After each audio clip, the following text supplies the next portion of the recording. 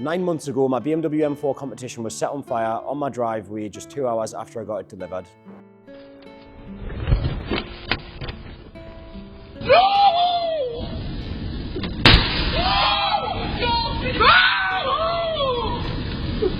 What just happened? Someone set on fire! Today we're going to finish it and take it on its first drive. That sentence is crazy to me. Last video I got contacted to add the gold flake to the carbon I ordered for the M4, but after putting it on the car, something about it felt tacky. I just didn't like it. I don't really like gold. I don't even really like the gold wheels. You can see here on the roof of the car, the flake is quite well spread out across the carbon and gives it a nice accent, but on the rest of the carbon, it just felt like too much. So instead, I sanded all of the gold back off the carbon, leaving only the grille and the roof with the gold paint in, and then I fit everything else back onto the car. And now with all the carbon parts on, let's scan it once more to check for any error codes. So I've got the Diagnostic plugged in and we're just going to do a quick scan. And you can see that most of the modules are actually green, so this means that they've got no faults, but the ones with red are modules with faults. So we've got 1, 2, 3, 4, 5, 6, 7 modules with faults, but there's not actually many faults. And the airbag module, I've got one for the pedestrian tube on the left side, and then also my steering wheel airbag has an error because I got that steering wheel airbag from a Chinese steering wheel, so I think I just need a genuine steering wheel airbag.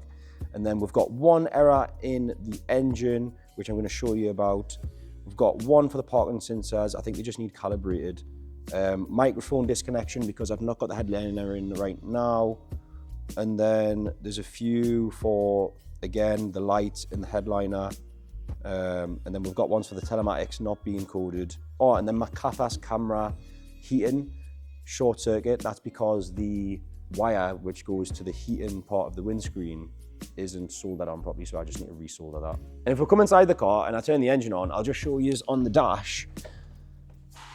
We do have all we've got is a spanner light and an airbag light. We've not got engine lights or ABS lights or anything like that. It's literally just airbag and that one engine error.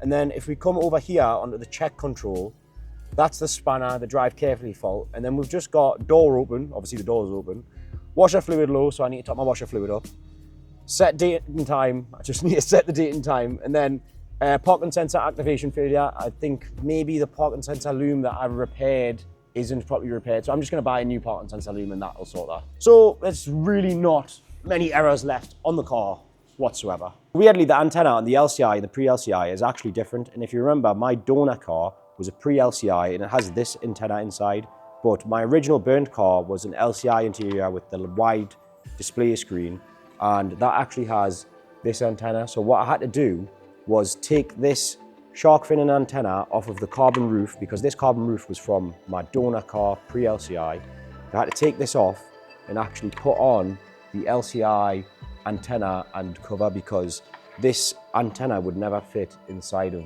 that fin, so you have to completely swap this over. And one of the last problems I'm having now on the car is that the telematics box sits directly under this antenna, so it plugs into the bottom of the antenna through the roof here, or the pins for that. And this is the last thing that I need coded, because I had Don come and code all the other modules, but I didn't have the correct telematics box at the time because the shark fin was wrong. So the last thing to code is the telematics box. The telematics box is that white box right there on the top of the carbon roof. Now, I did also notice in the engine bay, underneath the engine cover, on the top of the engine, there is this sensor right here, which is the fuel evaporation pressure sensor. And looking at it closely now, I can see that the top of it is broken. And that must be because on my donor engine, when this strut brace was ripped out, it must have whacked that and it's just ripped the top of the sensor. And I do have an error for that. And I think this is going to put the car into limp mode, but I have ordered a new one of those, but because it's Christmas time, I don't think I'm going to get it till after Christmas. But that is the one error left on the engine.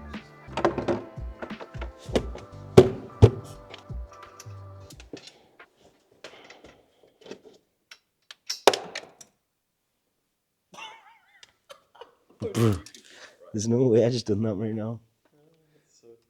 Where did that go? Oh, that's long gone that way.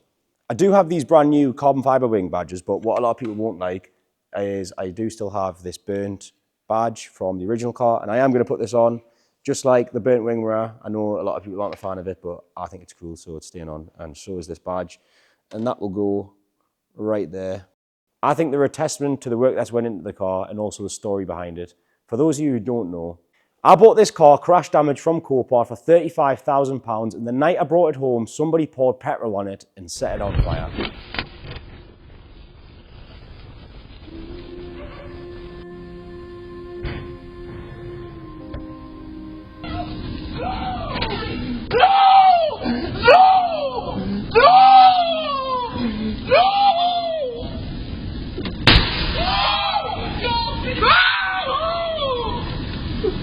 What just happened?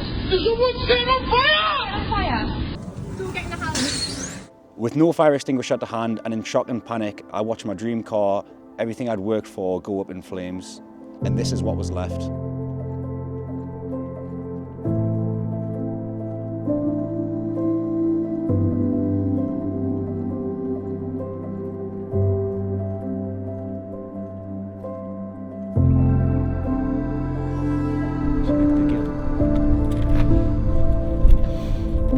I'm not sure we'll go into neutral now, lad. No, I don't think it will.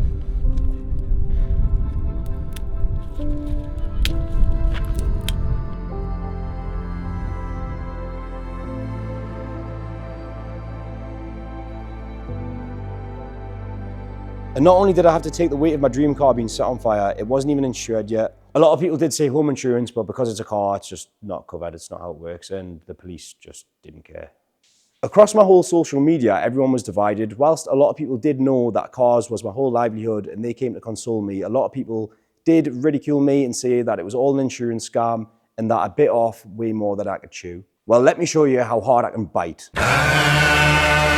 Shoot the lights out high till it's bright out.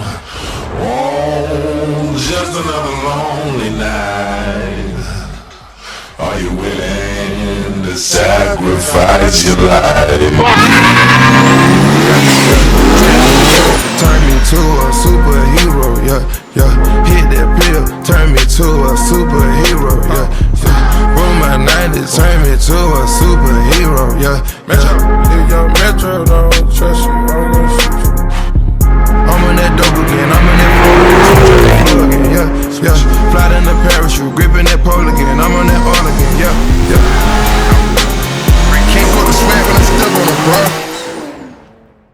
It's actually insane, isn't it? But let this be a reminder that nobody can tell you who you are or what you're capable of other than yourself. Literally just a guy who enjoyed watching a few Matt Armstrong videos, and I thought I'd give it a try from a driveway at home, and I've ended up, yeah. At 23 with my dream car rebuilt from the ashes. And it wasn't a small job, from stripping the car to a bare shell, the smell, removing both the chassis legs, getting 2 new chassis legs, getting a whole donor car, stripping that on the side of the road, literally transporting all the parts, organising everything, remembering how it all went back together, getting Connor to do the rear quarter and all the body work, and then assembling the whole car. It's just so much.